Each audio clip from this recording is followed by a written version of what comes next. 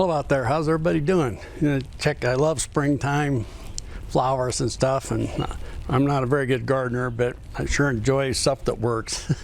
How are you doing this week? Man, in this video I made this week was sort of inspired by prayer and, by Jesus. And then my fiance Sharon kind of jumped into it a little bit and gave me some really good points. So I think that we all have established habits of overlooking things or taking for granted major things in our lives. For example, when you get up in the morning, does your toilet flush? Your coffee maker work? Did your car start? Just how about just waking up every morning to start with? That'd be just something right there. Every morning we take for granted that we will wake up. This is a generalization of every person. Every person is different. I call it a DNA sleep pattern. So that we're all different. We have different DNA of sleep patterns and stuff.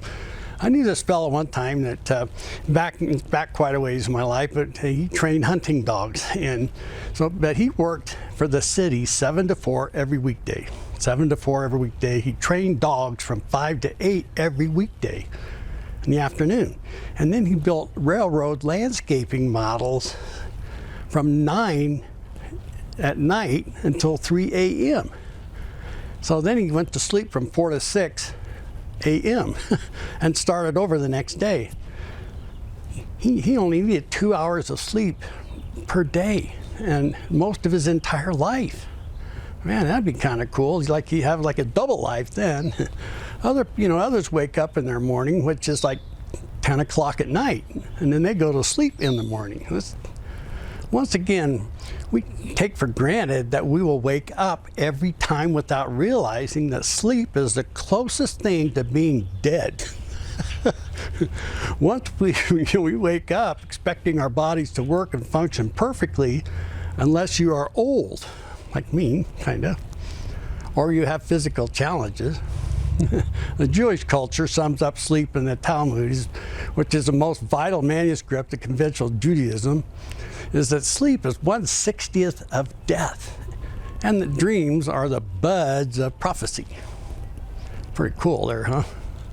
According to Kabbalah, it is explained that when we sleep, the soul leaves our body, just leaves, and then spiritually refreshed. And then it comes back and we wake up and continue doing what we came here to accomplish. The Kabbalah is a name applied to a whole range of Jewish mystical activities. And sleep is mystical in several ways. There are countless books of dreams and visions in reference to sleeping mysteries. Even sometimes when you try not to fall asleep, you do. And you don't even know when it happened. Like if you're in your chair or your couch watching TV and just fall asleep and you don't even know it. And it's like, does that ever happen to you guys? If you think about it, how we wake up is a pretty profound process. How many of you, me, us, have taken a moment to appreciate this miracle? It's a miracle, if you think about it. So where am I going with all this sleepy talk? Hopefully you haven't fell asleep listening to this. Think about this. When you fall asleep and whenever you wake up, it's an instant. Just, you sleep, you wake up. It's an instant, it seems to be. The time frame in that process, whether it's 30 minutes or 10 hours, wouldn't that be nice? For me, that time frame is pretty much instant. Sleep, wake up. The next part may be a little uncomfortable for folks, in my opinion. Dying is the ultimate sleep. I have 4 scenarios. Number 1, if you're a non-believer, maybe you don't believe that God exists, then dying becomes the ultimate sleep. You will never wake up and you're just dust, and that's it. So number 2, if you're a Christian and you do believe that God exists and through Jesus you will have eternal life. Number 3, when you experience the ultimate sleep, death, and Jesus comes for you, you will wake up in an instant when he calls you, and you will live again.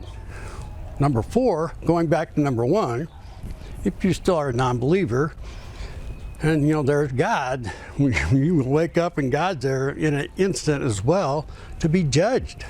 In Matthew, the Bible, Matthew, the Son of Man will send out his angel, and they will weed out his kingdom, everything that causes sin and whoever does evil. They will throw them in a blazing furnace, and they'll be weeping and gnashing of teeth.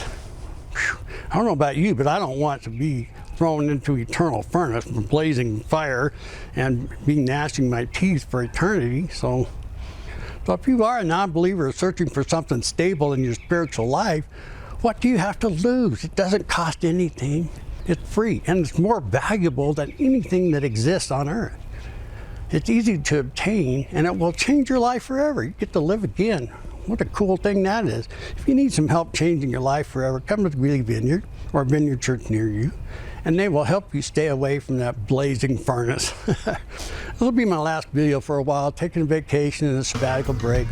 That's it, folks. Hope to see you soon. Stay tuned for a couple Bible verses and a little bit of music. Have a great day. See you next time. Proverbs 3:24. When you lie down, you will not be afraid. When you lie down, your sleep will be sweet. Psalms 46:10. Be still and know that I am God.